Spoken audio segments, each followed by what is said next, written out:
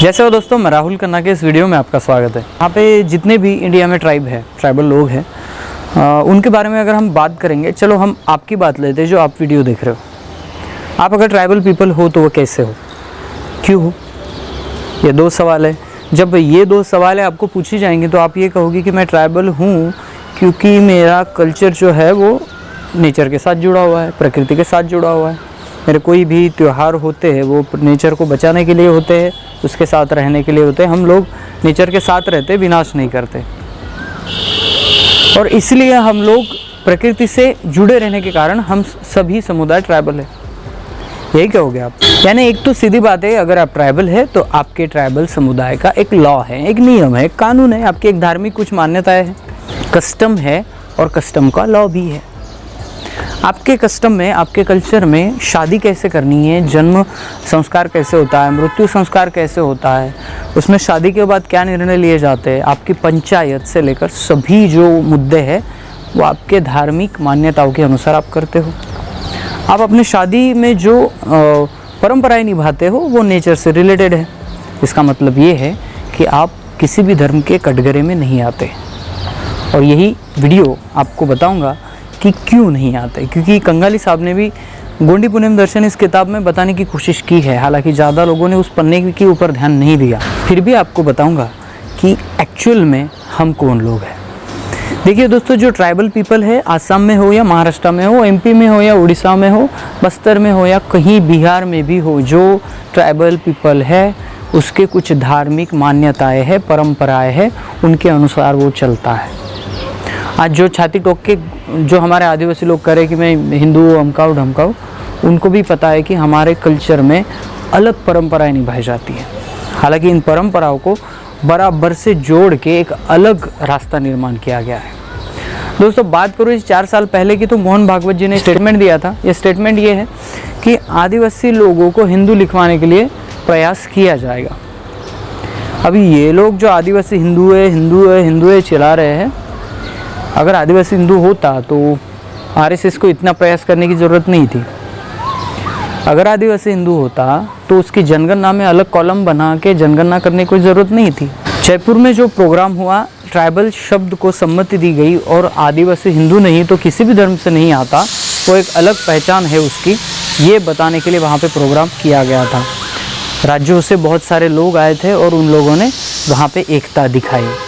इस कार्यक्रम के बाद जो प्रसाद हमें दिखते गए, तो अलग अलग ट्राइबल क्षेत्रों में बहुत कार्यक्रम लिए जाने लगे।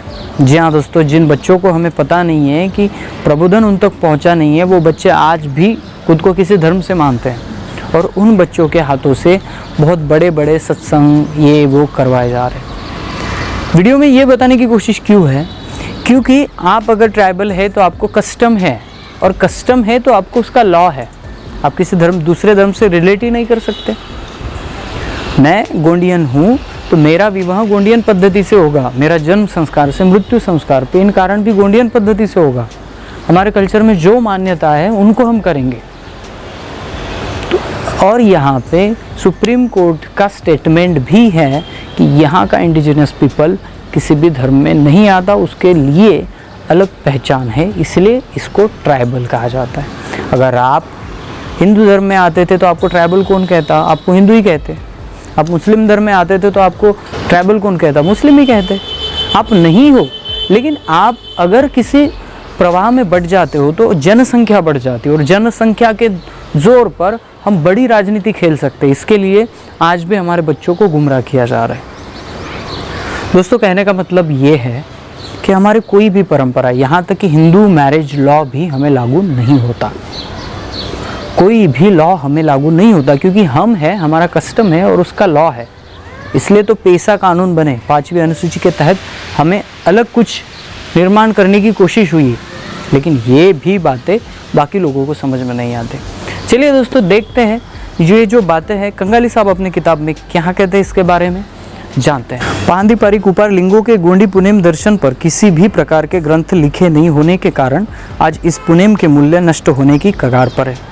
कोया वंशीय गोंडी गोंदोला के गंडे जीवों की आज ऐसी हालत हो गई है कि हम कौन है, हमारी व्यवस्था क्या है, हमारी आचार संहिता क्या है, हमारा पुनेम कौन सा है, इसके बारे में उन्हें कोई जानकारी नहीं है। अपने बाल बच्चों के नाम पाठशाला एवं शिक्षा केंद्रों में दर्ज कराते समय जब उनसे शिक्षा केंद्र संचालकों की ओर से उनके धर्म के बारे में पूछताछ की जाती है, तब वे अपने धर्म को बता नहीं पाते। अंत में शिक्षा केंद्र के संचालक उसका धर्म हिंदू लिख देते हैं।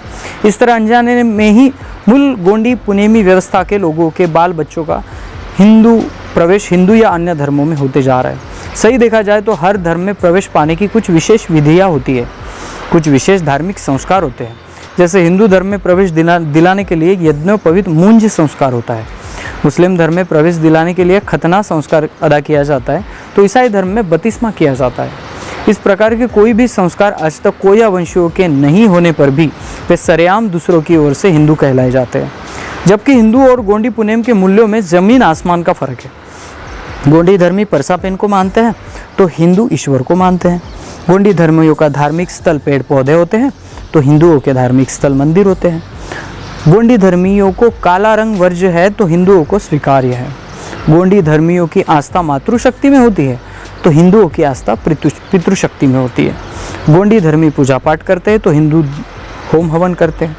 गोंडी धर्मियों के लिए 7.5 का अंक शुभ है तो हिंदुओं के लिए अशुभ है। गोंडी धर्म के लोग उत्तर दिशा को अशुभ मानते हैं तो हिंदू दक्षिण दिशा को अशुभ मानते हैं। गोंड आड़ा तिलक लगाते हैं तो हिंदू खड़ा तिलक लगाते हैं। गोंडियनों की सगावेन युक्त गोंदोला व्यवस्था है तो हिंदुओं में जातीय व्यवस्था है।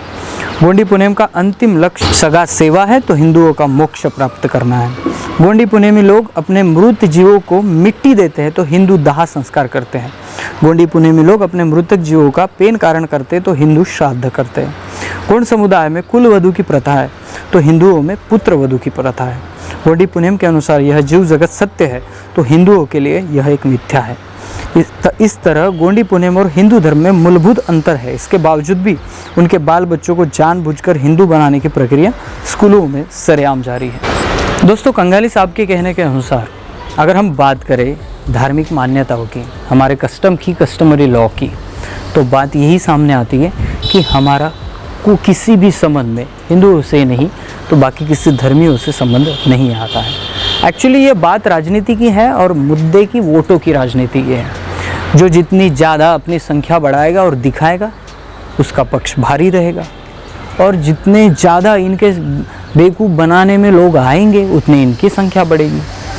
पूरी ये वोटों की राजनीति है। मैं इस वीडियो के द्वारा किसी धर्म को गलत नहीं कह रहा हूँ। मैं आज भी वही कहता हूँ जो कल कहता था कि कोई भी धर्म इंसान को इंसान ही बनाता है, उसके मूल्य इंसान को अच्छा इंसान ही बनाते हैं, लेकिन उसकी कट्टरता इंसान को बहका देती है। तो दोस्तों, ये इन बातों को समझिए। अगर हम किसी धर्म में उलझ जाते हैं तो हमारा कस्टम और कस्टमरी लॉ हमसे छूट जाएगा, और जब कस्टम और कस्टमरी लॉ आपसे छूट जाएगा तो आप ट्राइबल कैसे हुए। तो इसलिए अगर आपको लगता है आपका कल्चर है और आपका कल्चर साइंस है, ये हम जैसे लोग हमेशा बताने की कोशिश करते हैं, प्लीज़ इसको पकड़े रहिए, संभाल के रखिए। उसका अर्थ बहुत गहरा है, सिर्फ अपने पर्व को करते रहिए।